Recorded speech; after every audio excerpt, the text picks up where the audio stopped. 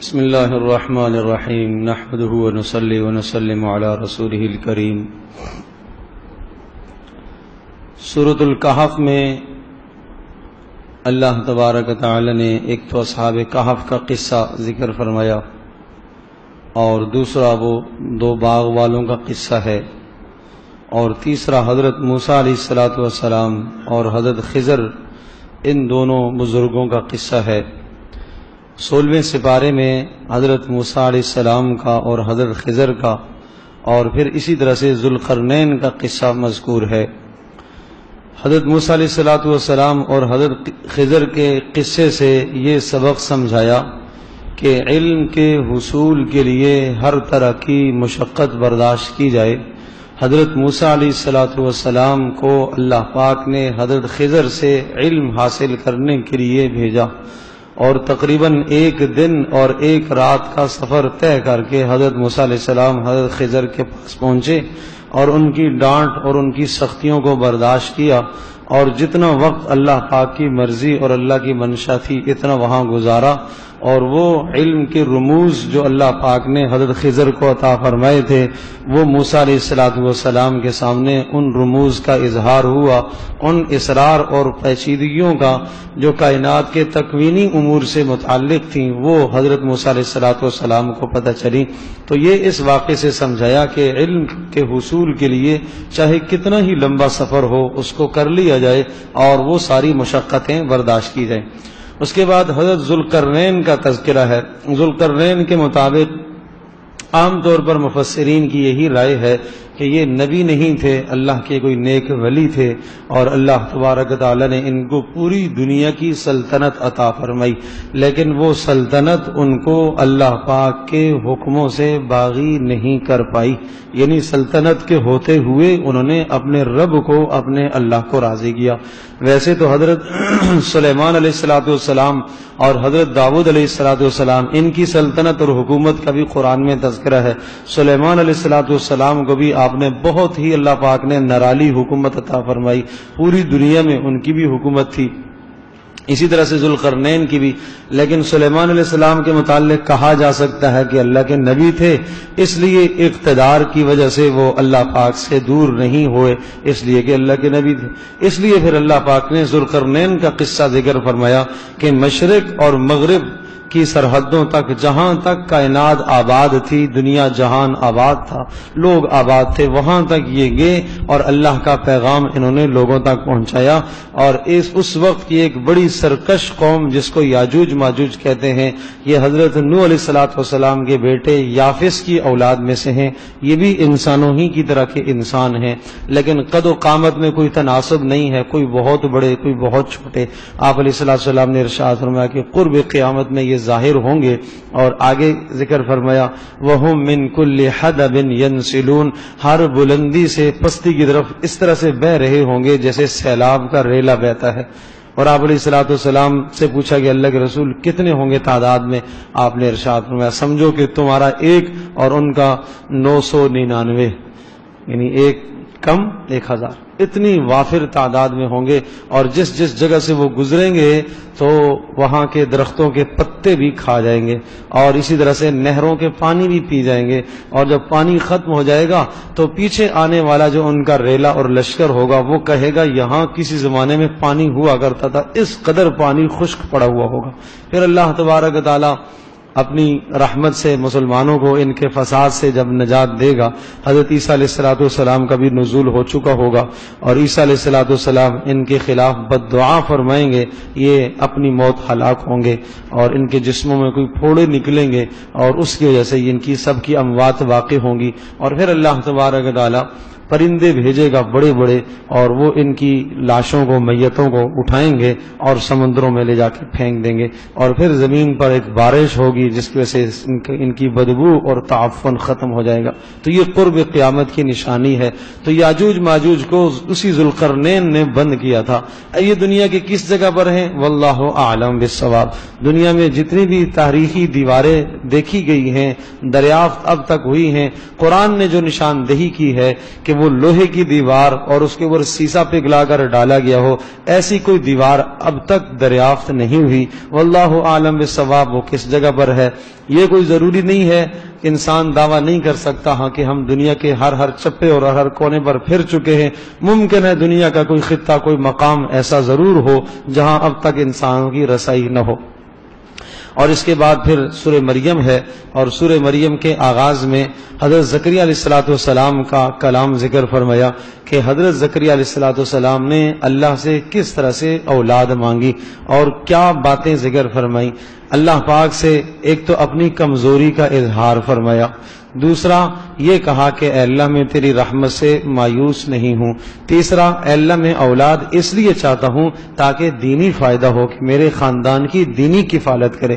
ان تین باتوں کو اللہ کے سامنے ذکر کر کے پھر اللہ پاک سے اولاد مانگی کہ اے اللہ مجھے بیٹا عطا فرما۔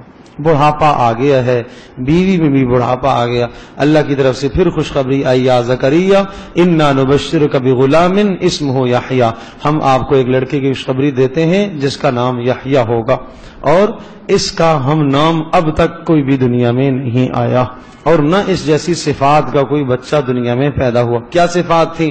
فرمایا پہلی خوبی وآتیناہ الحکم صبیہ، بچپن سے اللہ پاک نے ان کو نبی بنا دیا۔ دوسرا وحنانا من لدنا، عام طور پر نبیوں کو نبوت 40 سال کے بعد ملتی ہے، حضرت یحییٰ کو، حضرت عیسیٰ کو اللہ نے بچپن میں ہی نبوت عطا فرمائی۔ تو ایک خوبی تو یہ ہوئی۔ دوسری وحلانا من لدنا وزکا، ہماری طرف سے انتہائی مہربان، ان کے دل میں شفقت اور پیار ڈالا گیا، وزکاتن اور دل پاک، وتقیا اور بہت نیک صالح، وبرم بوالدیہ ماں باپ کے فرما بردار، ولم یکن جبارا زبان کے سخت نہیں، دل کے سخت نہیں، نافرمان نہیں، اور ان پر سلامتی ہی سلامتی، جس دن پیدا ہوں تب بھی سلامتی، جس دن موت آئے گی اس دن بھی سلامتی، اور جس دن دوبارہ اٹھائے جائیں گے اس دن بھی سلامتی ہو۔ تو حضرت زکریا کی دعا کیا تھی؟ رب هب لي من لدنك ذرية طيبة، رب هب لي من لدنك ذرية طيبة، اے اللہ مجھے اپنی جانب سے پاکیزہ اولاد عطا فرما۔ تو جو بھی اللہ پاک سے اولاد مانگے تو وہ پاکیزہ نیک صالح اولاد مانگے، وہ کلمات کہے جو حضرت زکریا علیہ السلام نے کہے تھے۔ اس کے بعد پھر حضرت مریم کا تذکرہ ذکر فرمایا، اور اس تذکرے سے یہ سمجھایا جا رہا ہے کہ حضرت مریم اتنا بلند مقام ہونے کے باوجود بھی اپنی معروضات، اپنی حاجات اللہ کے سامنے ہی پیش کر رہی ہیں، اور دنیا میں انہیں بھی مشکلات پیش آئیں، اور سخت سے سخت مشکلات پیش آئیں کہ جب حضرت عیسیٰ علیہ السلام کی ولادت ہوئی، اور عیسیٰ علیہ السلام جب ان کے بطن سے پیدا ہوئے، چونکہ حضرت مریم نے شادی تو کی نہیں، تو اس لیے ایک بہت بڑا الزام آ گیا کہ لوگ کیا کہیں گے، تو اس پر اللہ پاک کے حکموں کی تابعداری کی، اور یہ سمجھایا جا رہا ہے کہ جب جو اللہ کا فیصلہ ہو جائے اس میں آدمی ماحول اور معاشرے کو نہ دیکھے، وہاں اللہ تبارک و تعالیٰ خود بندوبست فرماتا ہے۔ جب اللہ کے فیصلے کو آدمی پورا کرتا ہے، اللہ کی رضا کو پورا کرتا ہے، تو اللہ پاک خود اس کے لیے بندوبست فرماتے ہیں۔ چنانچہ اللہ پاک نے حضرت مریم کی صفائی کا خود بندوبست فرمایا۔ قوم دھوڑتی ہوئی آئی، اے مریم لقد جئت شیئا فریا، بڑی عجیب، اور یہ بچہ کہاں سے؟ اور ما کان ابوک امرأ سوء وما کانت امک بغیہ، کہ تیری ماں بھی کوئی نافرمان نہیں تھی، باغی عورت، فاحشہ نہیں تھی، اور تیرا باپ بھی کوئی برا آدمی نہیں تھا، بہرحال یہ بچہ کیسے آ گیا؟ اولاد تو شادی تو نے کی نہیں۔ تو حضرت مریم کو اللہ پاک کی طرف سے حکم تھا کہ جو بھی تجھ سے پوچھے آپ یہ کہیے گا انی نذرت للرحمن صوما، کہ میں نے روزہ رکھا ہوا ہے۔ اس زمانے میں روزہ بولنے کا بھی تھا، بولنا نہیں تھا روزے میں۔ فلن اکلم اليوم انسیا، اشارے سے بتا دینا کہ میرا روزہ ہے اور میں آج کسی سے بات نہیں کروں گی۔ پھر لوگوں نے اصرار کیا تو بچے کی طرف، حضرت عیسیٰ کی طرف اشارہ کیا، فاشارت الیہ، لوگ کہنے لگے کیف نکلم من کان فی المہد صبیا، یہ معصوم بچہ بھلا کیا بولے گا، یہ کیا بات کرے گا؟ یہ کہنا تھا، حضرت عیسیٰ خود بول پڑے، کیا کہا؟ انی عبد اللہ، میں اللہ کا بندہ ہوں، میں اللہ کا بندہ ہوں۔ آتانی الکتاب، اللہ نے مجھے انجیل عطا کی ہے۔ یہ بچپن چند لمحوں کا پیدا ہوا بچہ بول رہا۔ وجعلنی نبیا، اللہ نے مجھے نبی بنایا۔ وجعلنی مبارکن، اللہ نے مجھے بابرکت بنایا۔ اینما کنت، جہاں پر بھی ہوں گا۔ واوصانی بالصلاۃ، اللہ نے مجھے نماز کا حکم دیا، اور زکوٰۃ کا حکم دیا، ما دمت حیا، جب تک زندہ رہوں گا۔ تو نماز کی خلاصی نبیوں کو بھی نہیں ہے، ہر حال میں ہے۔ اور وبرم بوالدتی، اور میں اپنی ماں کا فرما بردار، ولم یجعلنی جبارا شقیا، اور اللہ پاک نے مجھے سخت دل کا، زبان کا سخت نہیں بنایا، اور جس دن میں پیدا ہوا اس دن بھی میرے لیے سلامتی ثابت ہوئی، اور جس دن میں میرے لیے موت آئے گی دوبارہ دنیا میں آنے کے بعد پھر بھی سلامتی، اور جس دن میں اٹھایا جاؤں گا اس دن بھی سلامتی۔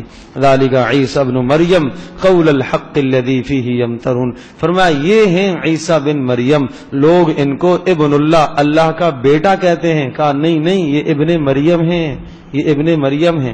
قول الحق الذی فیہ یمترون، جھوٹی باتیں لوگ کہتے ہیں۔ ما کان للہ ان یتخذ من ولد، اللہ کو زیب نہیں دیتا ہرگز کہ اللہ پاک اپنے لیے اولاد پیدا کرے، اللہ پاک اپنے لیے بیٹا بنائے کسی کو۔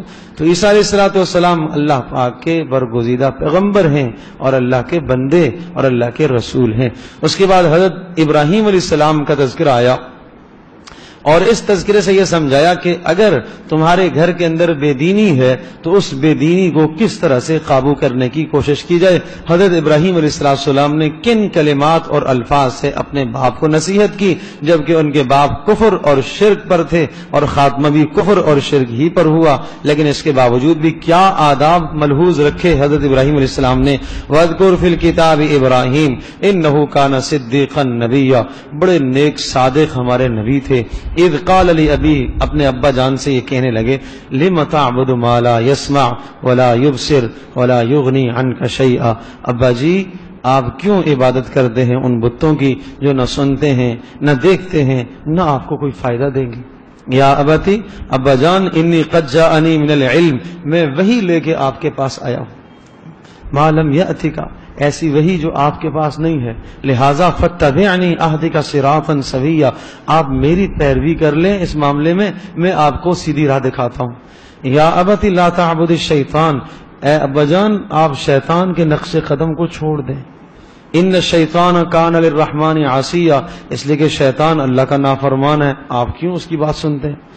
یا ابت انی اخاف ان یمسک عذاب من الرحمن، اے ابا جان مجھے یہ ڈر لگتا ہے کہ اگر آپ نے یہ شرک اور کفر نہ چھوڑا تو اللہ کا عذاب آپ کو پہنچے گا، فتکون للشیطان ولیا، اور کہیں ایسا نہ ہو کہ آپ شیطان کے ہم نوا بن جائیں۔ تو باپ نے سخت ڈانٹا، اراغب انت عن آلہتی یا ابراہیم، اے ابراہیم تو مجھے اپنے معبودوں سے روک رہا ہے، لئن لم تنتہی، اگر تو باز نہ آیا، لارجمنک وہجرنی ملیا، تو پتھر مار مار کے تجھے سنسار کر دوں گا۔ لیکن پھر بھی ان سختیوں کا جواب بھی بدتمیزی سے نہیں دیا بلکہ ادب سے کہا، سلام علیک، ابا جان آپ پر سلامتی ہو، بس میں آپ سے رخصت چاہتا ہوں، میں جا رہا ہوں، اس ماحول میں میرا گزر بسر نہیں ہو سکتا، اس شرک اور اس کفر کے ساتھ اس ماحول میں نہیں رہ سکتا۔ ساستغفر لک ربی، میں اللہ پاک سے آپ کے لیے بخشش طلب کروں گا، میرا اللہ بڑا مہربان ہے، اور میں آپ سے اور جس چیز کی آپ پوجا کرتے ہیں ان بتوں کی، ان تمام سے علیحدگی اختیار کرتا ہوں، اور میں اللہ ہی کی طرف رجوع کرتا ہوں، اور میرا رب مجھے سیدھی رہنمائی عطا کرے۔ فلما اعتزلهم، اللہ پاک نے ارشاد فرمایا جب ابراہیم نے اتنی بڑی قربانی دی، خاندان چھوڑا، اللہ نے نیا خاندان دیا۔ کیا نیا خاندان؟ وَوَهَبْنَا لَهُ اسحاق و یعقوب، ہم نے ان کا بیٹا انہیں اسحاق دیا، پوتا یعقوب دیا، اور اسحاق اور یعقوب، پھر حضرت یعقوب سے نبیوں کا سلسلہ شروع ہوا، اس لیے حضرت ابراہیم علیہ السلام کو ابو الانبیاء، نبیوں کا باپ کہا جاتا ہے۔ 8 پیغمبروں کے علاوہ سارے نبی انبیاء سب کے سب ابراہیم علیہ السلام کی اولاد سے ہیں۔ یہ اتنا مقام اس قربانی پر ملا ہے، اتنا مقام اس قربانی پر ملا ہے۔ پھر ابراہیم علیہ السلام کے پھر خاندان میں سے پھر موسیٰ علیہ السلام، حضرت ہارون علیہ السلام، اور اسی طرح سے بیٹے حضرت اسماعیل علیہ السلام، اور ان تمام انبیاء کا تذکرہ، اور اس سے پہلے جو انبیاء ابراہیم علیہ السلام سے گزرے ہیں، حضرت ادریس علیہ السلام اور حضرت نوح علیہ السلام، ان تمام کا تذکرہ کر کے پھر یہ ارشاد فرمایا یہ سب کے سب اللہ کی طرف رجوع کرنے والے تھے، لیکن ان کی دنیا سے رخصت ہو جانے کے بعد نااہل قسم کے لوگ جب آئے تو ان نااہلوں نے سب سے پہلے آ کے دنیا میں یہ خرابی کی، فخلف من بعدہم خلف اضاعوا الصلاۃ، نمازوں کو ضائع کیا۔ تو نمازوں کو ضائع کرنا بہت بڑا جرم ہے جس میں دھرتی میں فساد پیدا ہوتا ہے، اس لیے کہ نماز ہی ہے جو بہت سارے جرائم سے، گناہوں سے انسان کو روکتی ہے۔ واتبعوا الشہوات، خواہشات کی پیروی میں لگ گئے، فسوف یلقون غیا، اور غی جہنم کی ایک وادی ہے، اس میں وہ ڈالے جائیں گے ایسے لوگ جو نماز کو ضائع کرتے ہیں اور خواہشات کی پیروی کرتے ہیں۔ حدیث پاک میں آتا ہے غی وہ وادی ہے کہ جہاں بڑے بڑے بچھو اور سانپ ہیں، اور اتنے بڑے اور موٹے کہ ان کی گردنیں خچروں کی گردنوں کی طرح ہوں گی، اور ان کی پیٹھوں پر مٹکے زہر کے ہیں، اتنے بڑے بڑے سانپ اور بچھو اس غی وادی میں ہیں۔ اللہ پاک ہم سب کی حفاظت فرمائے۔ یہ مسلط ہوں گے تارک نماز، نماز کو چھوڑنے والے اور خواہشات کی پیروی کرنے والے۔